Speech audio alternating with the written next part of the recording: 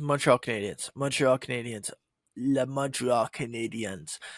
They can smell the playoffs. The Bell Center is absolutely rocking right now. And then on top of that, they get Ivan Demidov, which to say it is a surprise is probably the least emotions that I'm gonna say. Like it's definitely more than just shock or being surprised. Like this is a moment where you're just like, no way. Like this is not supposed to be happening right now. Like Ivan Demidov, there was rumors about it early in the year, and then it seemed like next year was the most plausible situation for him to come over to Montreal. Ends up coming over this week to Montreal. He's going to play in a regular season game, most likely on Monday versus the Chicago Blackhawks before the playoffs, and he's going to slot in right into the top six. And for anyone that doesn't know who Ivan Demidov is, the kid is insanity. It's just when you watch him, he's a human highlight reel. What he was able to do in the KHL at an under 20 age in his rookie season is unremarkable. It's something that wasn't done before, even better than Kirill Kaprizov. And some people are saying, if you know how good Kirill Kaprizov is, that's the floor for him. Like, that is his floor. And if you're being compared to that stature of a player, you just know that this kid has what it takes to be a legit superstar in the NHL. Brandon, you see the news happened.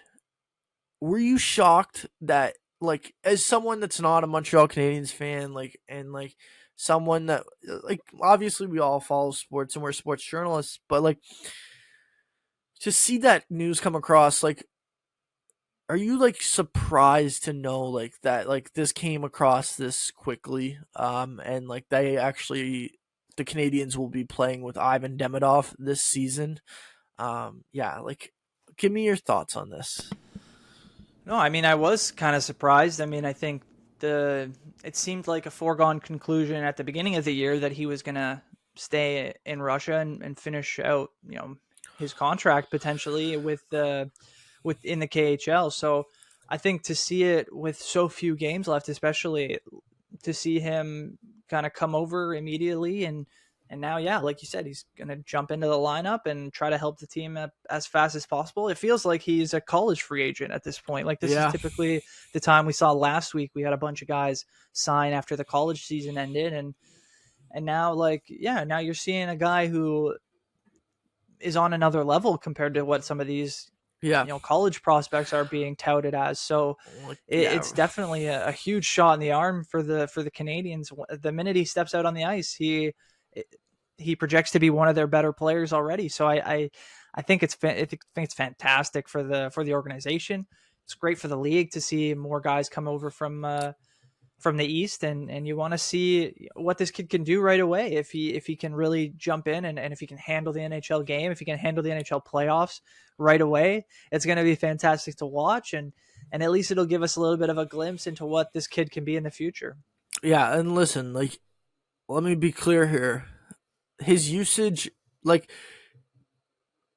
let me just start by saying like his usage in Russia was absolutely terrible. Like they did not use him correctly. They didn't even give him a lot of ice time. They scratched him in the playoffs, and he still led the team in points in the playoffs.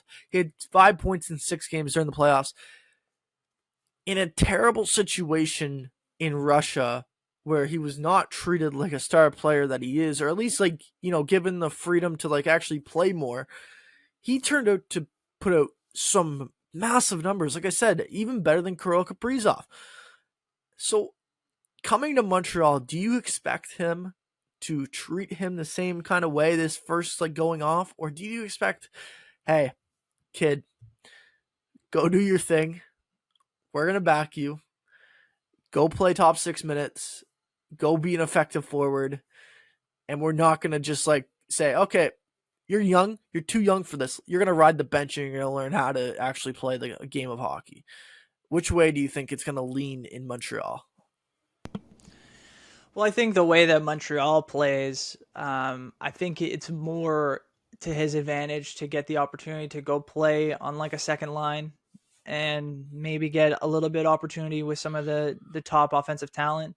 I think the way that I do it personally would be to kind of ease him in, get him on maybe like a third line or a fourth line, just try to get him acclimated to the NHL game, maybe in a less of a pressure situation. But if you're out there with the first or second lines, you're going to be facing you're going to be facing off against some of the top defensive groups, which coming right out of the KHL, I know it's a fantastic game over there too, but he's likely going to be a little bit overwhelmed to start. I think that's not to say that that's a representation of how he'll end up, but I think that's fair to assume. And so you might just want to get him in the best situation to have success, which might be a little bit more down the lineup until he's able to find his legs or find his timing, whatever you think is going to kind of deter him from any part of the NHL game. So that's just how I would start. But St. Louis, he might just give him free reign, like you said. I'm not sure where he's going to lean. I look at him immediately going into that Chicago Blackhawks game if he plays that game, and he's going to play a lot of minutes because that's not a great team. You're probably looking at a situation where they might have a playoff spot locked up, and you want to get him going immediately. So playing against the Chicago Blackhawks might be the best case scenario for Montreal in terms of getting Ivan Demidov acclimated to the team and trying to get him ready to go. Because he's playing on that second line with Newhook and Line A. Like that's where he's going to slot in. It's just they were missing a top six forward to go into that lineup or into the playoffs, and Ivan Demidov magically comes out of nowhere. And yeah, now the one thing I have to say, because I have to say this.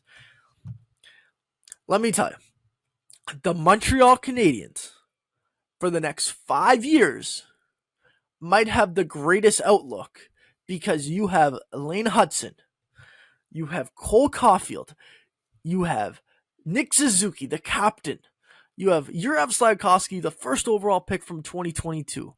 You add Ivan Demidov to this mix. You add Jacob Fowler, a stud goalie from Boston College, coming up. He's going to make his debut next season. You have Michael Hage. You have 12 draft picks this summer. Everything is in line for the Montreal Canadiens to become a legit Stanley Cup contender for the next 5 to 10 years. And their core is locked together already in pretty team-friendly deals for the next 7 to 8 years. And the only one that they have left to sign is Lane Hudson. And I'm just going to say this right now. Don't be shocked if the Montreal Canadiens are in 2 to 3 Stanley Cup finals in the next 10 years.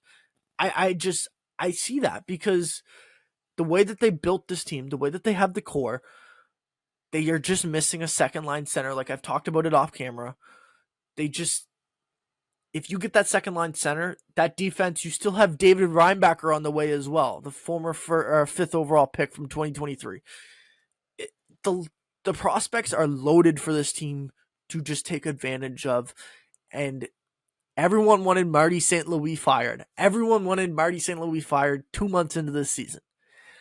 I said at the beginning of the season, this is not the year that I would say fire Marty St. Louis.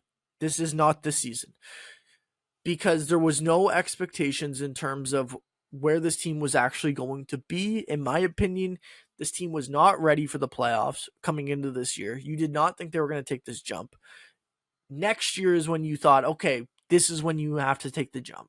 Now that they're at this situation, everyone is saying Marty St. Louis, Jack Adams, give it to him. He deserves it. Like, you started the beginning of the season saying he needed to be fired. Now he's the Jack Adams. Make up your mind. Just make up your mind and understand that it takes a little bit of time. It takes time to understand what a coach really wants and to buy into that system. Once you get buy-in from the players, you can see what happens. They love Marty St. Louis. He's a player's coach. He can actually get on the ice and do drills with his players and actually show them what he wants.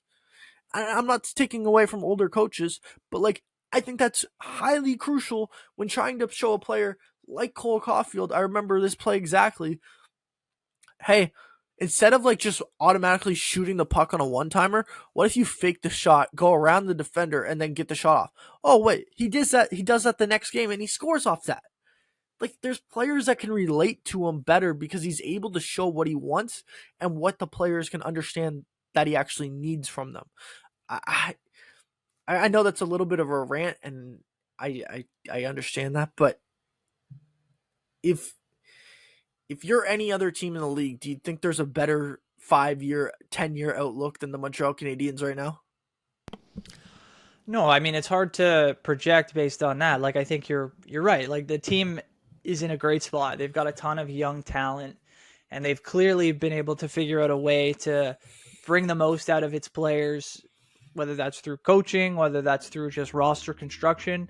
They look like they should be a team that will be in the playoffs for the next, should be competing for a playoff spot at least for the next decade. Maybe eventually that turns into competing for a division title, competing for Eastern Conference supremacy or whatever that happens to be. But now I think this is where the hard work begins. And we've seen this with the Leafs, a little bit of a different cut from a different cloth, obviously. But now it's like, okay, you get into the playoffs for the first time with this group, really, with this core. I know some of the Yeah, Montreal yeah, players have been in previous playoff series, like in the North Division when we yeah, did that in 2021. But now it's about getting into the playoffs. You're going to match up against most likely a really strong and big and talented Washington Capitals team that has a lot to play for now with a historic season kind of behind them now and looking forward to lifting another Stanley Cup for the franchise.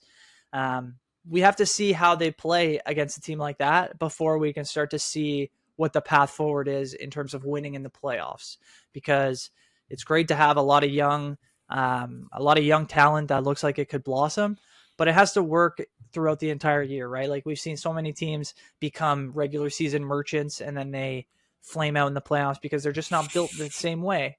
And that's not projecting that for Montreal. I'm just saying until I no, no, see no. what it looks like, I I'm know. not ready to say that they're going to multiple Stanley Cup finals over the Sounds next it 10 sounds years. like a guy that's a Maple Leafs fan. Maybe Uh, that's part of it, but again, that's why I related so much to the Leafs, because it takes so much. It's so much more than talent that allows you to win multiple rounds and get to cup finals. And if it was just about having the best top end talent, the Leafs might have won a cup already, right? Like how many yeah, times have we yeah, said the Leafs have yeah, had, the best young talent or have the best group of forwards? There's been um, so many times where people have looked at the Leafs and said this is the year that they put it all together. And again, like that, it relates so much differently to the Habs because they're a completely different organization and will, I'm sure, go about things in a much different way. But it's just until you see how it all plays out in the playoffs, which is the hardest time to win. And maybe they do make a surprise run, and then it's like, okay, well, this team maybe may have the spark that they need to go forward and be a perennial contender. But I just want to see it, and I'm excited to see it because they yeah. look great. They look great.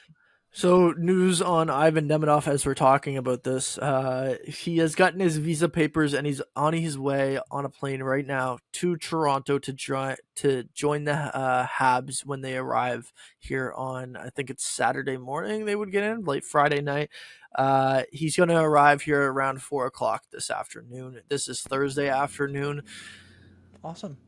If he plays on Saturday night, making his debut on Hockey Night in Canada, getting a Toronto Maple Leafs versus Montreal Canadiens game, that would be special. Like, I get like maybe keeping him out till Monday, but like just for like how special it would be, like to make your Yeah, that would be debut in great. that game, like that would be really cool. I think just like it doesn't matter who you cheer for. Like, I think that would be like a moment where you're like, oh, that's pretty cool for the kid to do that. For Maybe sure. Toronto fans aren't happy that like maybe he might play against us because we don't want to be the ones who like rips us apart. But I do have one last thing on Demidov because you did mention something about the playoffs and them playing probably Washington, which I do think is you know potential upset. I don't think it's going to happen, but I do understand there is some belief that there could be an upset. Let me tell you, Ivan Demidov oozes confidence. He doesn't shy away from it. He had a quote yesterday on Alex Ovechkin and possibly facing him in the playoffs. His Russian idol, uh, It will be a player. It will be a pleasure to play against him, but even more enjoyable to beat him. Ivan Demidov on the possibility of playing against Alex Ovechkin in the playoffs. This kid is insanity. He does not care who it is. He will sit there and say, I can beat him, and then go back on the ice and actually prove it. He also had a very memorable quote in the Habs pre-draft. They asked him, like, do you know any of our players? And he's like, yeah, Yurov Slavkovsky. I played him in the Helsinki Cup. Is that how you pronounce it? I think it's a cup It's over in Halinka, I Halinka, think. Halinka, Yeah. Halinka, Halinka Cup, and he goes, "Yeah, I played him," and he lose, like, just oozes confidence. It's amazing to see. But yeah, I'm excited to see where this goes.